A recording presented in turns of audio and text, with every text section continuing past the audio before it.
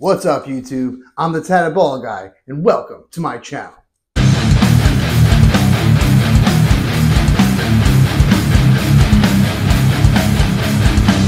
One of my most successful videos is for this guitar right here, the Westcreek Revenge. It's officially been a year, so I figured I'd give you an updated review. This was my first guitar from Westcreek, and I gotta say I was impressed enough that I continued to buy a few more afterwards. I like what Westcreek is doing, and I wanted to give a recap on this guitar now that they're growing in popularity. So let's dive right in. The first thing we're going to look at is if there's any visual blemishes. As you can see, everything looks beautiful still. Nothing is chipped.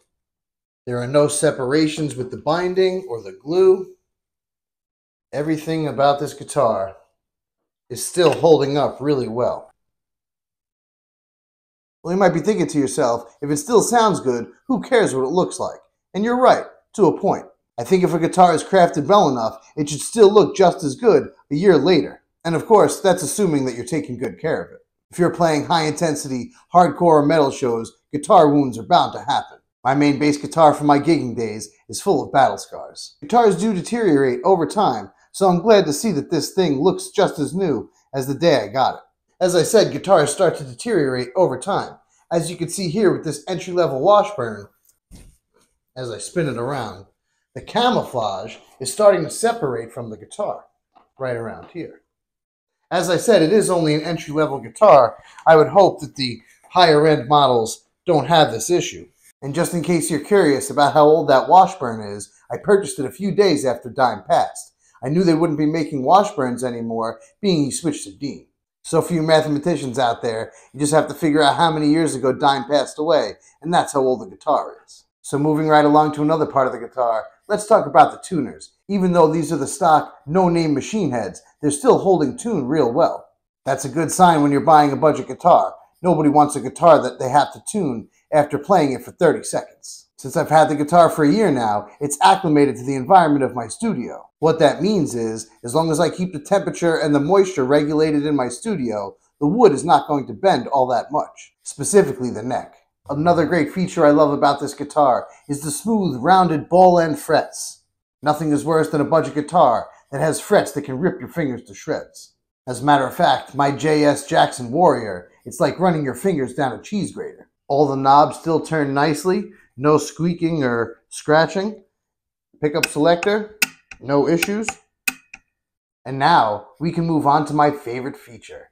This guitar passes the neck dive test with flying colors. Check it out. Look at that. Even if you bounce around a little bit. Check out these stage moves. Alright, so coming up next is going to be a full mix demo using this Westcreek Revenge. To get the tones, I'm plugging directly into my Scarlett Pro and using STL Tones Amp Hub. Go!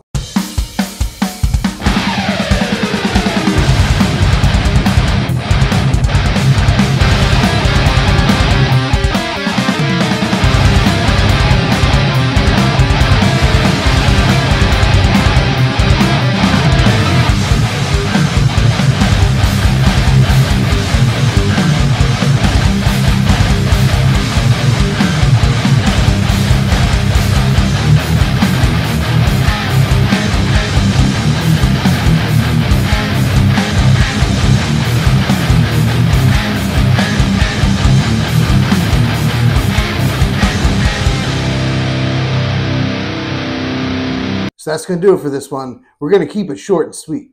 If you want to check this guitar out, I'm leaving my Amazon affiliate link for this guitar in the description below. As always, I really appreciate you stopping by. If you're new here and you like what you saw, consider hitting that subscribe button. Anyway, I'm the Tatted Ball Guy, reminding you it doesn't matter the genre, good music makes your head nod. I'll catch you in the next one. Peace.